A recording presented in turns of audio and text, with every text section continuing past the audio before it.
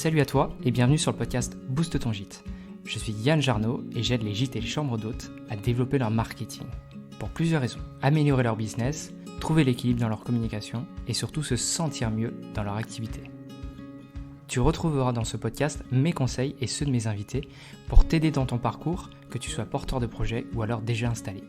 Ici au programme de la légèreté, de la bienveillance et surtout du partage de connaissances à appliquer à ton rythme. Bienvenue à toi dans ce nouveau format, le format carnet de bord.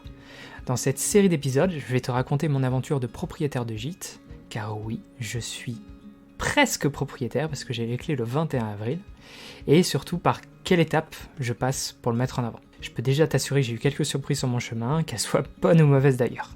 Remettons un petit peu de contexte. En septembre 2022, avec Lucie, nous décidons de bousculer notre chance en mettant en vente notre appartement de Lyon. On revenait tout juste de vacances et on s'est dit c'est la dernière fois. La dernière fois qu'on fait 12 heures de route, qu'on fait 1000 km dans la voiture avec la petite et qu'on quitte notre famille, nos amis et surtout un lieu qui nous est cher. Cela faisait 10 ans qu'on avait quitté la Bretagne et pas moins de 4 ans qu'on avait le projet d'y revenir. C'était toujours une idée et jamais quelque chose qu'on avait l'occasion de concrétiser. Peut-être qu'on attendait une opportunité ou alors une brèche qui nous dirait « ça y est, c'est le moment ». Et finalement, cette occasion, c'est nous qui l'avons provoquée. À partir de là, tout a été très vite. Lorsqu'on a mis l'appartement en vente, on a vite eu des visites et surtout vite une signature. Et finalement, le compromis, on l'a signé le 23 novembre et le 8 décembre, on était de retour en Bretagne chez mes parents, comme quand on était adolescent, sauf que on est revenu avec une petite fille et 2 boulots chacun. Donc le retour, il a été assez brutal. Nous ne sommes pas revenus en Bretagne pour simplement revenir en Bretagne, mais aussi pour vivre le projet de création de gîte qu'on a depuis très longtemps également. Et c'est pour ça que je vous parle aussi aujourd'hui, parce que c'est ce secteur-là qui me plaît depuis très longtemps et le podcast a été une première porte d'entrée pour vivre par procuration tout ça. Donc voilà, on a décidé de se lancer aussi dans la création du gîte et nous avons commencé en janvier par rechercher notre future maison qui sera aussi notre futur gîte. Et au moment où j'enregistre cet épisode, nous avons trouvé et signé le compromis pour l'acheter. La première chose que j'ai commencé à faire pour mettre en place le marketing de mon gîte, c'est créer les réseaux sociaux, Instagram, Facebook et TikTok. Et finalement, je l'ai fait dès la décision de la vente. Je l'ai fait très rapidement. Par exemple, j'ai publié mon premier TikTok le 19 septembre. Et d'ailleurs, il a explosé sans que je comprenne vraiment pourquoi. Il a fait genre 51 000 vues pour plus de 200 likes, avec un bagage à l'époque de 2 abonnés. Quand j'ai vu ça, j'ai juste halluciné. Juste. J'ai tout de suite fait le calcul, si tu veux, avec les statistiques que je connais sur Instagram, et la portée n'est pas du tout comparable. C'est vraiment impressionnant. Cependant, il faut faire attention car les vues c'est bien, mais à quoi ça sert, c'est autre chose. Donc je vais me laisser le temps de continuer sur TikTok, voir si ça continue d'être intéressant et surtout si ça me permet de ramener des interactions qui sont bénéfiques pour mon business. En parlant d'interactions, c'est assez varié. Pas trop de commentaires négatifs, beaucoup d'avis et de partage d'expériences. Quelques commentaires hyper précis et dans l'échange, mais aussi de belles découvertes de comptes que je connaissais pas du tout, qui ne sont pas sur Instagram et que j'ai pu découvrir sur TikTok, interagir avec ces personnes-là et de belles conversations également. C'était très chouette finalement de commencer par TikTok parce que j'ai aucune communauté là-bas et c'est un essai from scratch avec zéro pression parce que du coup j'avais pas de regard extérieur que je connaissais et donc du coup j'ai pu expérimenter. Donc voilà, je recommande si tu veux tester des choses en toute tranquillité, c'est un bon point.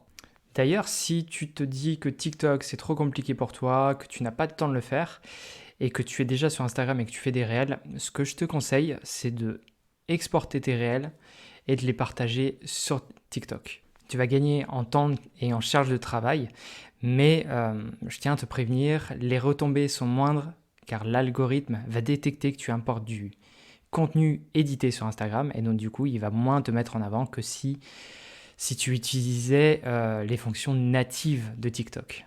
La musique de TikTok, les fonctionnalités de montage, etc., etc. Tout ça, il le détecte et ça fonctionne également dans l'autre sens. C'est-à-dire que Instagram va aussi détecter que tu importes du TikTok. J'ai fait l'essai dans les deux sens et la conclusion est la même. Les algorithmes le détectent. Donc même si tu le fais et que la portée est moindre que si tu le réalisais sur l'application, c'est quand même de la portée et pour un travail que tu as déjà effectué. Donc n'hésite pas à le faire parce que finalement ça va te permettre d'être sur une autre plateforme sans te rajouter une charge de travail supplémentaire. Après TikTok, j'ai attaquer Instagram d'une façon plus réglementaire avec des posts annonçant par exemple le début de l'aventure, notre déménagement, le suivi de nos recherches, comment s'est passé notre coup de cœur et plus récemment quel nom nous avons choisi pour le gîte. Si tu veux savoir, ce sera la maison Kidour. Et tu peux nous retrouver sur les réseaux sociaux avec ce même nom, Maison Kidour, Kidour. Je ne te dis pas ce que ça signifie ici, je te laisse le découvrir sur l'Instagram du gîte. En parlant de ça, je te partagerai dans un prochain épisode comment s'est passée cette étape d'ailleurs, cette recherche du nom. C'est quelque chose que j'avais déjà abordé dans le podcast de façon traditionnelle et un peu étape par étape, comment procéder, des pistes de réflexion. C'est dans l'épisode 7 si je te dis pas de bêtises. Ce que j'ai aimé sur Instagram, c'est les échanges et le soutien. Sur Instagram, comme je te l'ai déjà dit, en fait, il y a une grosse communauté de gîtes et de chambres d'hôtes qui interagit avec les autres comptes. Et donc, du coup, ça va te donner de la force pour les moments un peu compliqués et surtout des éléments de réponse si tu as des questions, mais aussi des bons moments pour fêter tes victoires. Donc, si tu me suis déjà sur ce compte, je te remercie pour tout ça, pour tout ce que tu m'apportes en termes d'énergie. Donc, Instagram, je recommande plus. Et j'ai aussi créé mon compte sur Facebook, enfin une page, et ce n'est pas un réseau que j'apprécie grandement. C'est pas quelque chose que personnellement j'utilise et en termes de communication, c'est pas là où je suis le plus à l'aise. Pourquoi ? Parce que la clientèle que je vise n'y est pas forcément. Donc écoute, on verra comment la page évolue. J'y suis actuellement juste pour y être. Voilà. Alors, pourquoi avoir commencé par les réseaux sociaux ? Premièrement, car j'ai le temps. Les travaux n'ont pas débuté et nous ne sommes pas d'ailleurs propriétaires. Ça sera la semaine du 21 avril. Donc voilà, j'ai le temps, je peux documenter toute l'aventure et surtout prendre en main les bonnes habitudes pour la suite de la gestion du gîte. Et puis d'ailleurs, normalement c'est ce que je te recommande de faire. Donc je me l'applique, tu vois, je suis mes propres conseils. C'est difficile d'être impartial, mais voilà, j'écoute et je teste ce que je te dis. Et ça c'est important. Je te l'avais partagé dans l'épisode 14 et 15. Commencer tôt sur les réseaux sociaux, c'est aussi un super moyen pour créer une relation forte avec ton audience. Et créer, tu sais, ton petit noyau d'irréductibles qui seront toujours là, même lorsque tu seras, je l'espère, connu et reconnu avec des millions d'abonnés. Et ce petit noyau de 200 abonnés, il sera toujours là et tu pourras toujours interagir de la même façon avec eux, même si ton statut a un peu changé. Et ça, crois-moi, c'est très appréciable. Autre point positif vis-à-vis de mon retour d'expérience, c'est que j'ai déjà commencé à interagir avec des comptes qui sont acteurs du tissu économique de là où je vais m'implanter. Des restaurants, des commerces, des activités, bref, de quoi prévoir des futurs partenariats sans arriver comme un cheveu sur la soupe, en mode, tu sais, bonjour, j'adore ce que vous faites, tu sais, en étant abonné depuis 10 secondes, et après tu termines avec « j'adorerais qu'on travaille ensemble ». Tu vois exactement, je suis sur le style de message dont je te parle. Et puis au-delà des partenariats, ça me permet d'être au courant des choses à faire et de plus tard pouvoir en parler dans les activités à proposer autour du gîte.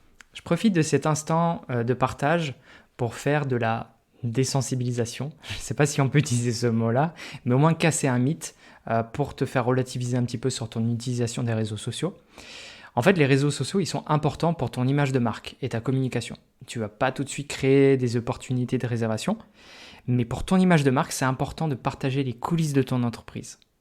Un compte agréable à suivre avec du contenu intéressant, honnête et qui te ressemble, ça va te permettre de développer une notoriété pour les bonnes personnes. Tu connais sans doute l'expression « on est ce que l'on mange ». Eh bien, avec la communication, c'est pareil. On est au regard des autres ce sur quoi nous communiquons. Alors attention aux mensonges, ça finit toujours par transparaître.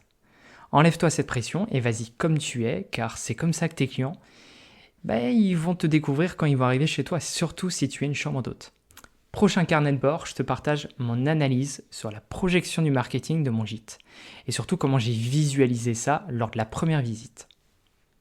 C'est quelque chose qui doit aussi peser dans la balance si demain tu te lances, si tu fais une visite, si tu dois comparer plusieurs offres et plusieurs potentiels. Sentir le potentiel touristique et comprendre sur quoi tu peux t'appuyer pour le mettre en avant dans ta communication. Ça, c'est hyper important. J'espère que ce nouveau format t'a plu. Je suis très content de faire ce genre de retour qui va documenter mon expérience. Tu sais, au fil des étapes, des évolutions, des retours que je vais pouvoir te faire.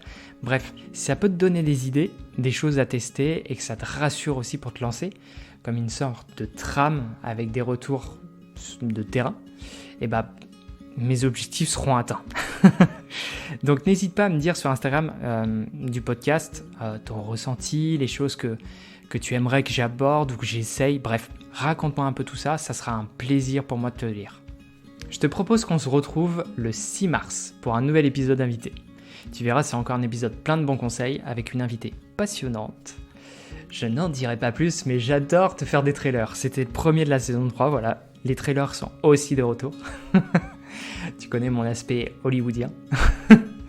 Bref, en attendant d'en savoir plus, de connaître l'invité, etc., etc., je te souhaite une très belle semaine et surtout à très vite pour continuer à booster ton gîte.